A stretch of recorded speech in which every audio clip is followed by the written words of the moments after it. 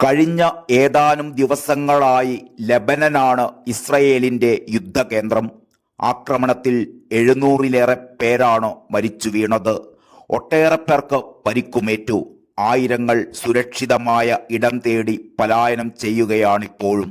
ഹിസ്ബുല്ലയുടെ കേന്ദ്രമാണ് ലെബനൻ.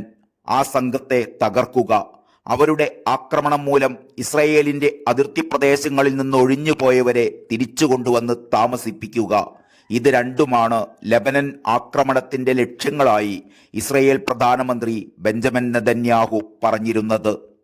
ലെബനനിലെ ആഭ്യന്തര യുദ്ധകാലത്ത്, അതായത് 1975 മുതൽ 1990 വരെയുള്ള കാലഘട്ടത്തിനിടയിൽ പിറന്ന പല സായുധ സംഘങ്ങളിൽ ഒന്നാണ് ഹിസ്ബുല്ല.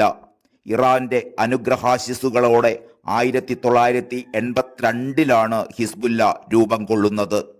1985 ലക്ഷ്യപ്രഖ്യാപനത്തിൽ ഷിയ പ്രതിരോധ പ്രസ്ഥാനമെന്നാണ് ഹിസ്ബുല്ല സ്വയം വിശേഷിപ്പിച്ചിരുന്നത്. ലോകത്തിലെ ഏറ്റവും ആയുധശേഷിയുള്ള സംഘമെന്നതാണ് ഹിസ്ബുല്ലയുടെ മറ്റൊരു വിശേഷണം.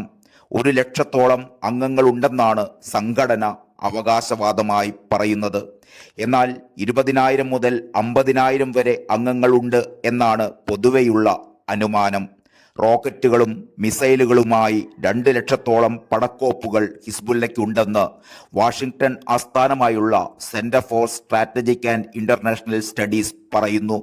വിമാനവേധ, കപ്പൽവേധ മിസൈലുകളും ഇസ്രയേലിന്റെ വളരെ ഉള്ളിലേക്ക് വരെ എത്താൻ കഴിയുന്ന ഗൈഡഡ് മിസൈലുകളുമുണ്ടെന്ന് കരുതുന്നു. പരിശീലനം നൽകുന്നത് ഇറാനാണ്. ആയുധത്തിന്റെയും സഹായധനത്തിന്റെയും ഭൂരിഭാഗവും വരുന്നതും ഇറാനിൽ നിന്ന് തന്നെ.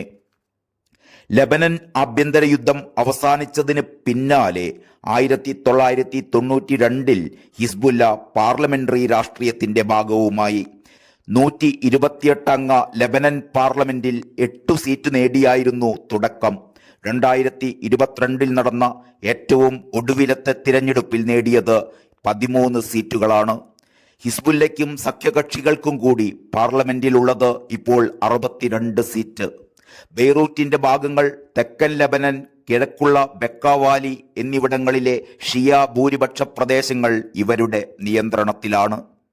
2000 മുതൽ 2006 വരെ ഹിസ്ബുല്ല ഇസ്രായേൽ സംഘർഷത്തിന് അല്പം ശമനമുണ്ടായിരുന്നു. എന്നാൽ 2006 ഹിസ്ബുല്ല അംഗങ്ങൾ അതിർത്തി കടന്ന് ഇസ്രായേലിലെത്തി 8 പട്ടാളക്കാരെ വധിക്കുകയുണ്ടായി. 2 പേരെ തട്ടിക്കൊണ്ടുപോയി. അതേ തുടർന്നുണ്ടായ സായുധ സംഘർഷം 34 ദിവസങ്ങൾ നീണ്ടുനിന്നു. 1125 ലെബനൻകാരാണ് മരിച്ചു വീണത്. 119 പട്ടാളക്കാരുൾപ്പെടെ 164 ഇസ്രയേൽക്കാരും കൊല്ലപ്പെട്ടു. അതിനുശേഷമുള്ള ഏറ്റവും വലിയ ഏറ്റുമുട്ടലാണ് ഇപ്പോൾ നടന്നുകൊണ്ടിരിക്കുന്നത്.